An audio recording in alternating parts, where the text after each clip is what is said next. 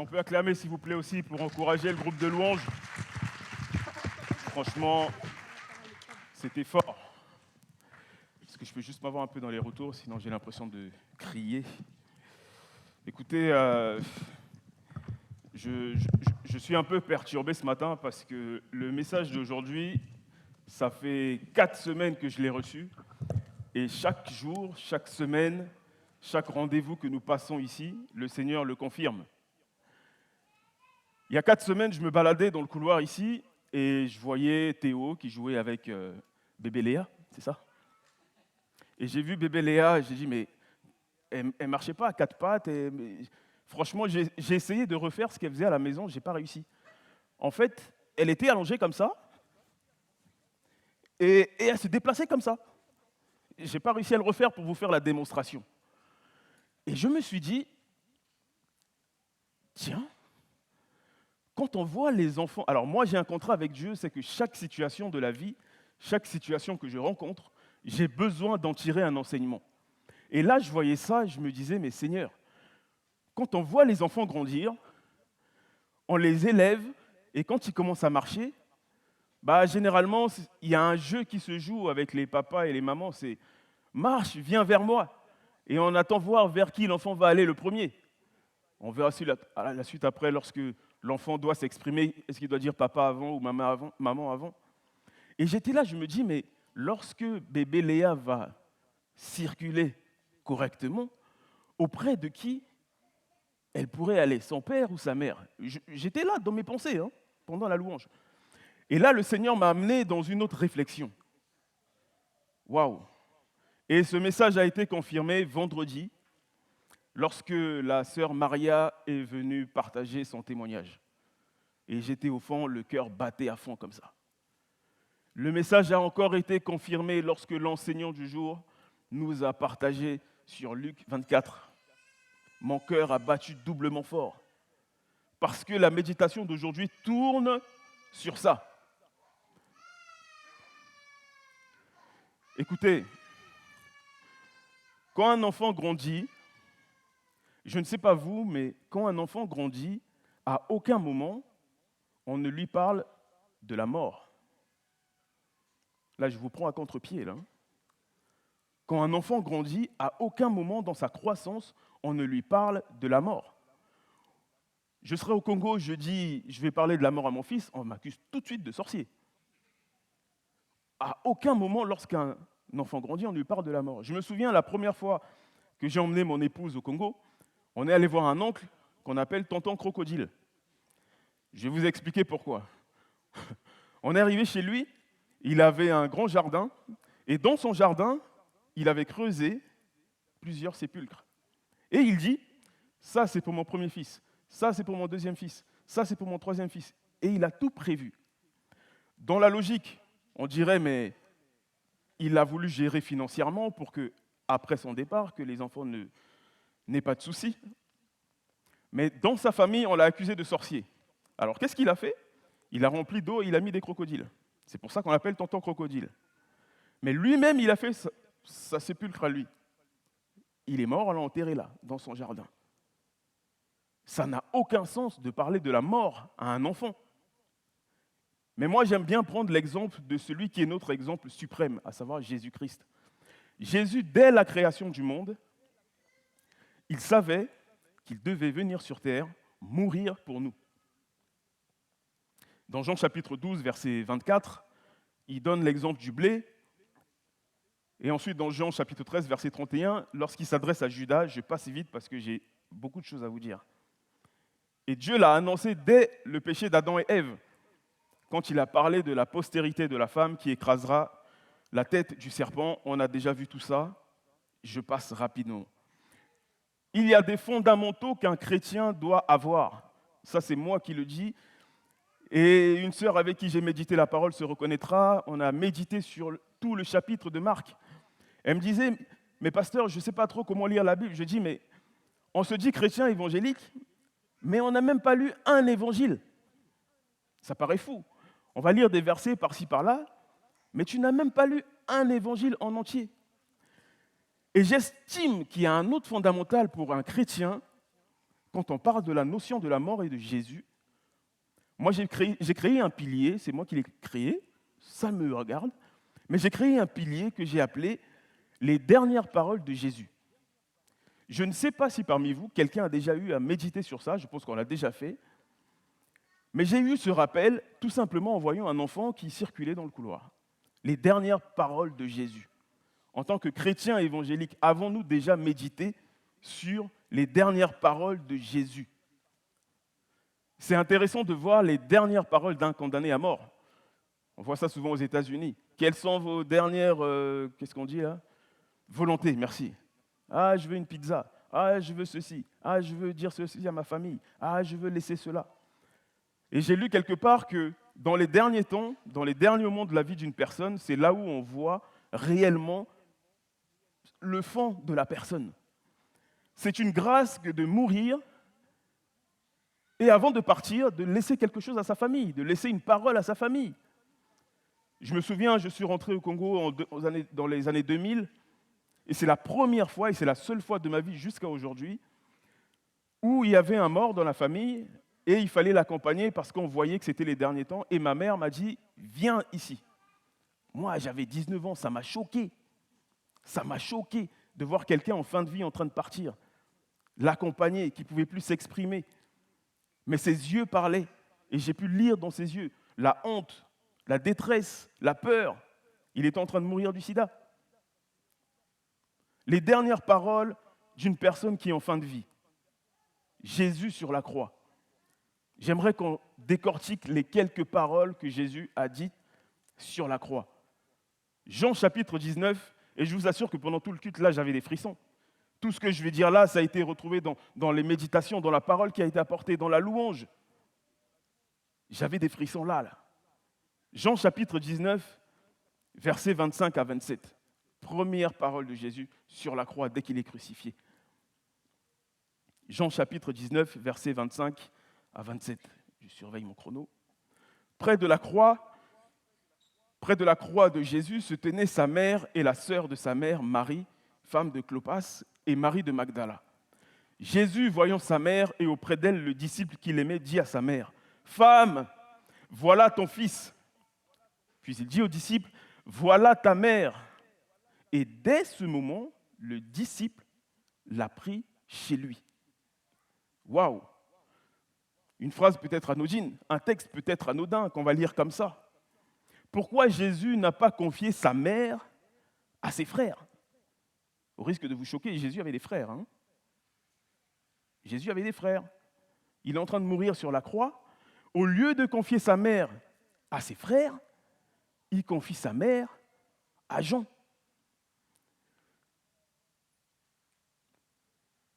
Au nom de quoi Jésus sur la croix confie sa mère au disciple Jean qui était là?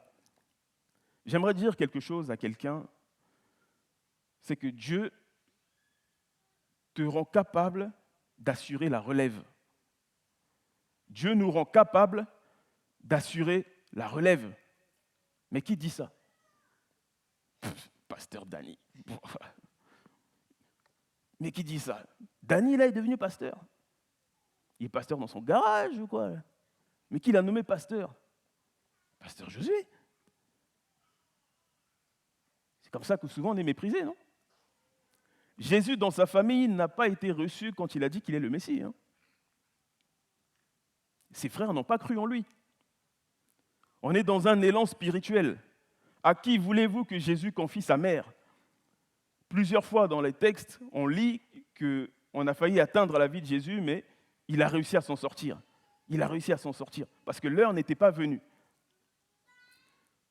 Mais dans nos familles, souvent, on entend, lorsqu'un père, une mère ou une maman décède, généralement, on dit que c'est l'aîné qui aide un peu pour prendre la relève. Mais là, pourquoi est-ce que Jésus ne confie pas sa mère à ses frères? Jésus meurt, il ressuscite 3 jours après. 40 jours après, il est apparu, etc. et tout, il monte au ciel. Jusqu'à ce moment-là, sa famille n'a pas cru en lui. Imaginez que vous arrivez et votre frère vous dit « Je suis le Messie, j'aurais trop aimé faire ça à ma famille. » Le Messie, un Congolais. J'arrive, je dis, je suis le Messie. Mes sœurs m'auraient canardé. Mais bon, remettons ça dans le contexte, hein. Le Messie est déjà venu, il n'y en aura pas un deuxième.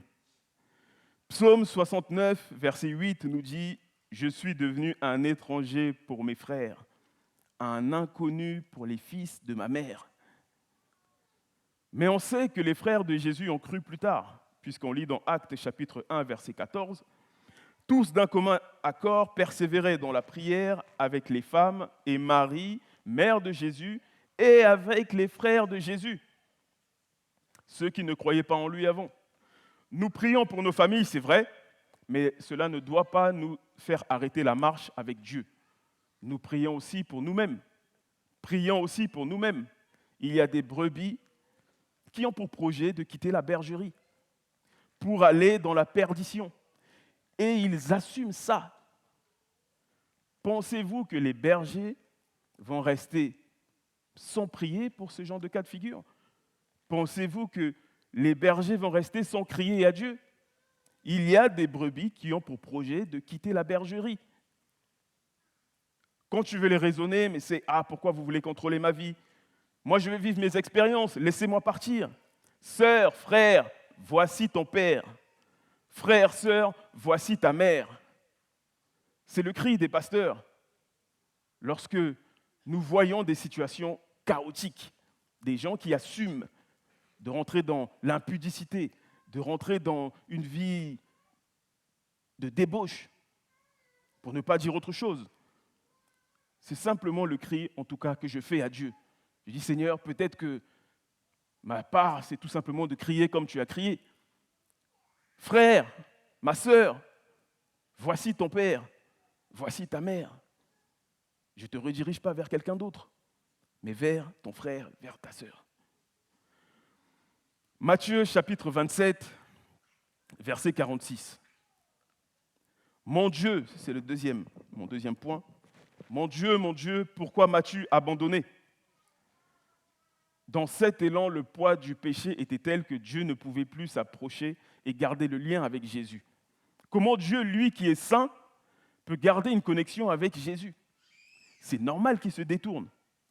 Jésus plein de boue, non pas de boue de ses péchés à lui, mais de nos péchés à nous. Souvenez-vous de la mise en garde à Adam et Ève. Si tu manges du fruit, tu vas mourir. Et cette mort, c'était bel et bien la séparation de Adam avec Dieu.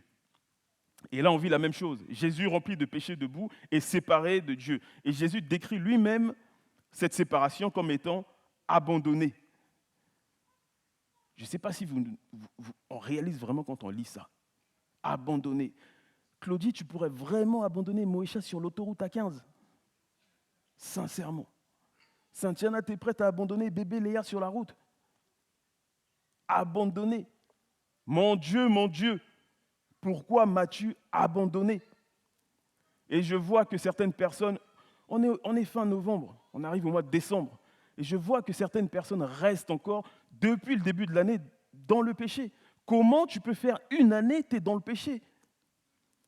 Péché pour lequel tu as souvent prié l'année dernière. Soyons sérieux.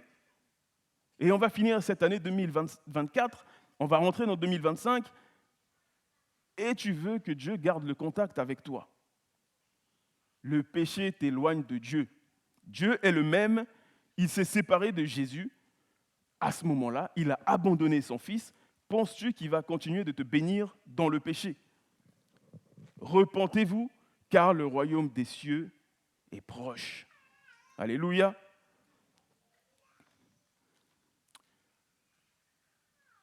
C'est ce que je disais, le témoignage de la sœur Maria a confirmé, parce que j'arrive sur ce point. Troisième point, Luc 23, verset 34. Luc 23, verset 34. « Père, pardonne-leur, car ils ne savent pas ce qu'ils font. » Waouh! Certains d'entre nous, on a fait des choses graves.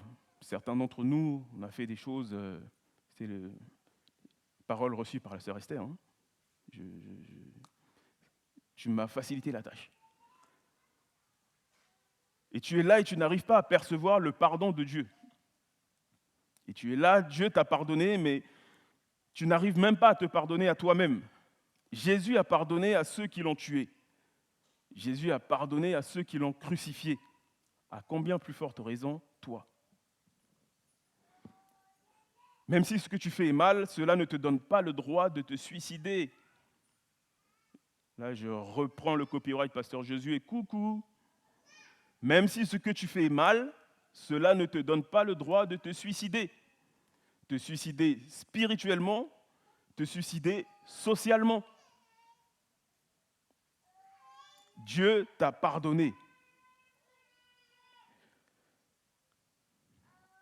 La première fois que j'ai entendu ce texte, je devais avoir 8 ou 9 ans. J'étais en sortie scolaire au Congo. Et oui, en sortie scolaire au Congo, on va regarder le film Jésus de Nazareth. Je vous assure que j'ai pleuré comme j'ai jamais pleuré de ma vie. J'ai été percuté par le message. J'ai été percuté par la vie de Jésus. J'ai été percuté par tout l'enseignement qu'il a donné. Et j'arrive à ce moment-là, j'étais en train de pleurer dans cette salle où on diffusait le film. Et il dit, Père, pardonne-leur, car ils ne savent pas ce qu'ils font. J'ai dit non. On peut pas te faire ça, Jésus.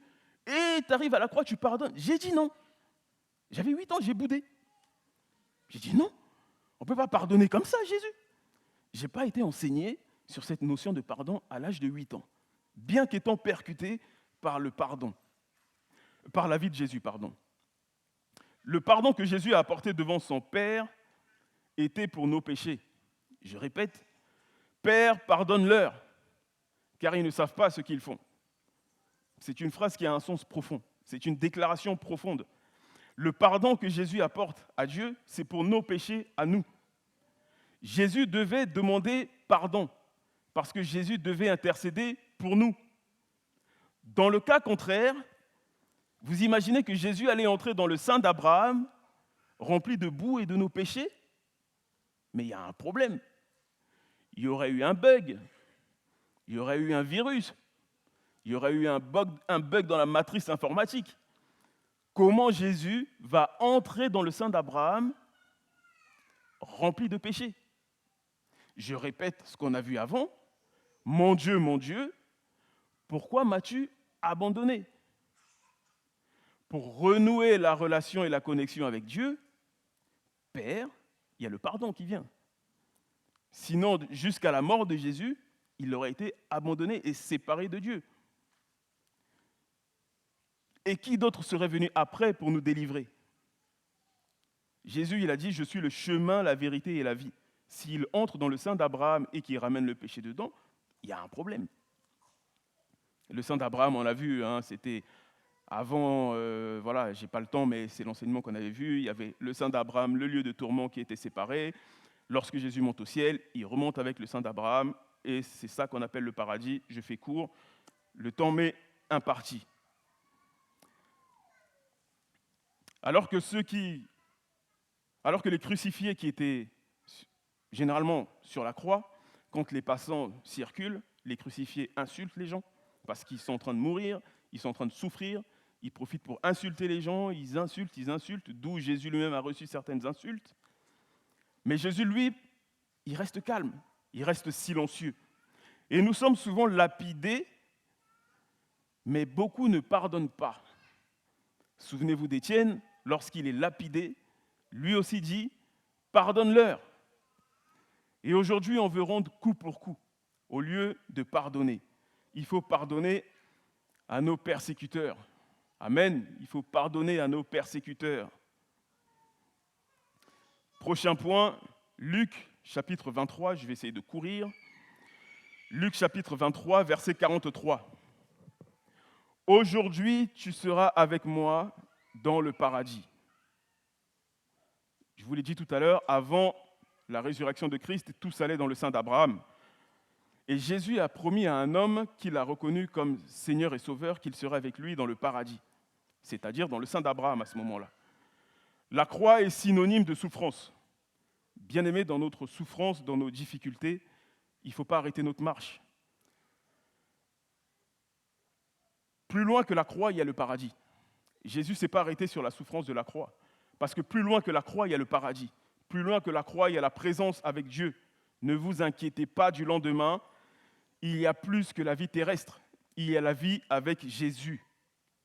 Jésus ne pouvait pas donner rendez-vous à un corps mort sur la croix, là. Le brigand sur la croix, les deux l'ont insulté. À un moment donné, le deuxième, il se rend compte qu'il y a quelque chose et il commence à remettre l'autre à sa place. Mais non, mais nous méritons la mort. Nous méritons la mort. Mais lui, non. Et quand Jésus dit « tu seras avec moi dans le paradis », il ne donne pas un rendez-vous à ce corps palpable. Il donne rendez-vous à un esprit qui a cru en lui. Et j'aimerais encourager nos bien-aimés, nos frères et sœurs qui ont perdu un être cher dans le Seigneur. Ils sont auprès de Jésus. Ils sont auprès de notre Seigneur. Mais quant à toi qui es là, ne te suicide pas. Ne te suicide pas, que ce soit spirituellement ni socialement. Ne sois pas comme l'autre brigand a insulté Jésus sur la croix. Le paradis existe. Au-delà de la croix c'est synonyme de souffrance. Voyez le paradis. Jésus a blanchi le brigand. Qui suis-je moi pour le condamner? Qui suis-je moi pour condamner le brigand que Jésus a pardonné? Matthieu 27, 44 nous dit que les deux l'insultaient, mais à un moment donné, l'autre change. Il n'est jamais trop tard pour demander pardon à Jésus. Penses-tu que ton péché est plus élevé que celui du brigand sur la croix? Penses-tu que ton péché est plus grand et plus élevé? Je ne mets pas de hiérarchie, comprenez ce que je veux dire? Mais pensez-vous qu'il est plus grave que celui du brigand sur la croix? Jean chapitre 19, verset 28. J'ai soif. Après cela, Jésus, qui savait que tout était déjà consommé, c'est fou, hein? Après cela, Jésus, qui savait que tout était déjà consommé, dit, afin que l'écriture fût accomplie, j'ai soif. Et on lui apporte du vinaigre. Je ne suis pas convaincu qu'à ce moment-là, Jésus avait soif. Et je vais vous dire pourquoi. Je ne suis pas convaincu qu'à ce moment-là, il avait soif tel que là, par exemple, j'ai soif. Vous voyez? Je ne pense pas que c'était ce caractère de soif que Jésus matérialisait. Le vinaigre, j'ai cherché un peu, représente l'amertume. Et quand on dit que Jésus a tout porté sur la croix pour nous, il fallait bien qu'il prenne du vinaigre. Le vinaigre représente l'amertume. Quelqu'un a pris tes soucis, tes inquiétudes. Ne soyez plus dans les soucis. Merci. Apprenez à célébrer Dieu. Jésus n'a pas dit qu'il a soif parce qu'il a soif. Mais comme c'est dit, alors Jésus, qui savait que tout était déjà consommé, dit, afin que l'écriture fût accomplie. Mais c'est où que l'écriture devait être accomplie? C'est Psaume chapitre 69, verset 21, je crois. Si tu peux juste l'afficher, j'ai juste oublié de le noter dans... Je le retrouverai. Ce n'est pas ce texte, excuse-moi. Et pourquoi est-ce qu'on est sans cesse, alors que Jésus a porté notre amertume sur la croix, on est sans cesse en train de pleurer, on est sans cesse triste, alors que Jésus, lui, il a bu le vinaigre. J'ai envie de te dire, de te forcer même, sois souriant.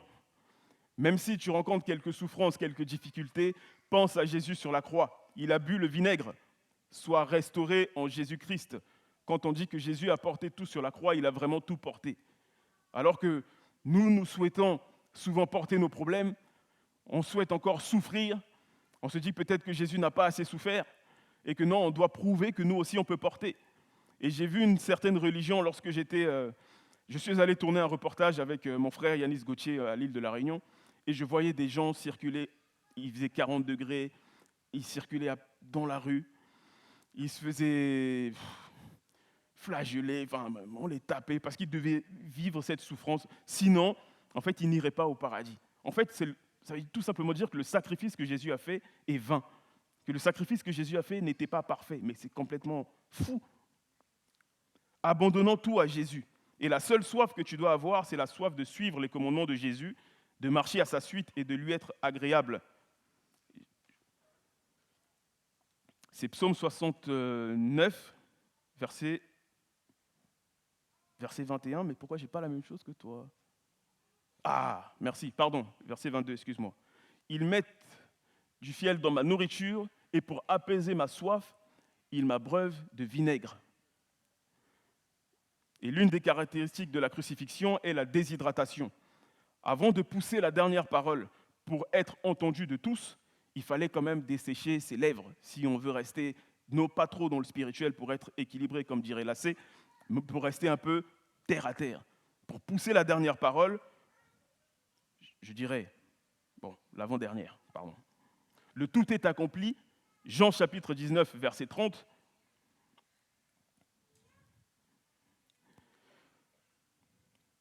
Tout est accompli. Et ces paroles marquent l'accomplissement de l'œuvre où Jésus nous sauve. Jésus nous a sauvés de la mort qui nous attendait. Mission terminée. J'ai plus besoin d'aller porter une croix quelconque. Mission terminée. Les prophéties sont accomplies. Tout est accompli. Jésus nous sauve d'une manière parfaite. Son sang a coulé. Et il est écrit dans le livre de vie, ton nom, mon nom, nos noms. Et je répète que c'est écrit dans le livre de vie sans faute d'orthographe. Si quelqu'un vient te voir pour te dire « on va changer ceci, cela, le Jésus que tu suis, la parole et tout », non, ton nom est inscrit dans le livre de vie et sans faute d'orthographe. Le sang de Jésus nous a libérés de la prise de Satan. Et maintenant, nous appartenons à Jésus. Et nous sommes sauvés. Alléluia, nous sommes sauvés. Et peux-tu déclarer maintenant que tout est accompli dans ta vie? Est-ce que tu peux déclarer, s'il te plaît, que tout est accompli dans ta vie? Bon, Jésus, il a tout pris sur la croix. Mais est-ce que toi, tu veux rester sur la croix comme le deuxième brigand qui insultait Jésus? Tout est accompli dans ma vie. Il faut refuser l'esprit de non-accomplissement. Nous avons plié le genou pour les sœurs concernant les fausses couches. Aujourd'hui, je vois la bénédiction circuler dans l'Église. Nous avons prié parce que des sœurs avaient du mal à enfanter. Aujourd'hui, je vois la bénédiction dans l'Église. Alors, c'était très drôle parce que vendredi, j'ai entendu une maman, sans la nommer, elle se reconnaîtra. Elle a dit « Ah, maintenant, mon fils va pouvoir faire du bruit et déranger. » J'ai dit « Non, moi, il ne dérange pas. Hein. Chaque enfant loue à sa manière. Chaque enfant célèbre à sa manière. Moi, je vois la bénédiction. Moi, je vois l'enfant en train de louer parce que nous avons plié le genou. Pour moi, ce sont des bénédictions ambulante. J'ai plus la peine, j'ai plus le besoin d'aller me faire fouetter ou de me faire subir je ne sais quoi pour me sauver. J'arrive à ma conclusion. Et merci pour le chant Me voici, parce que c'était mon chant de conclusion, mais vous l'avez chanté, gloire à Dieu. Conclusion, Luc chapitre 23, verset 46. Luc chapitre 23, verset 46. « Père, je remets mon esprit entre tes mains. » Waouh! Souvenez-vous, Jean chapitre 10, ce sont l'affiché, versets 17 à 18. « Le Père m'aime parce que je donne ma vie afin de la reprendre. Personne ne me l'ôte, mais je la donne de moi-même. J'ai le pouvoir de la donner, j'ai le pouvoir de la reprendre. Tel est l'ordre que j'ai reçu de mon Père. » Et je relis le verset. « Père, je remets mon esprit entre tes mains. » La connexion qui était perdue bien avant, là. Mon Dieu, pourquoi m'as-tu abandonné? Pour que Jésus puisse dire ça, Père, je remets mon esprit entre tes mains, c'est qu'à un moment donné, il y a eu une reconnexion. Et je vous ai dit, cette reconnexion, c'est sur le chemin, donc, Père, pardonne-leur, car ils ne savent pas ce qu'ils font. Il y a eu une reconnexion. La connexion a été rétablie. Et Jésus peut maintenant remettre son esprit entre les mains de Dieu. Et il nous faut à nous aussi remettre nos vies entre les mains de Dieu. On ne peut pas continuer à vivre comme ça. On ne peut pas continuer à vivre dans le mensonge. Une vie de jalousie, une vie de perversion, une vie de rancune, une vie où on râle tout le temps, une vie où on se plaint tout le temps, une vie de je ne sais quoi. Jésus a veillé à être conforme à la parole avant de rendre son esprit à Dieu.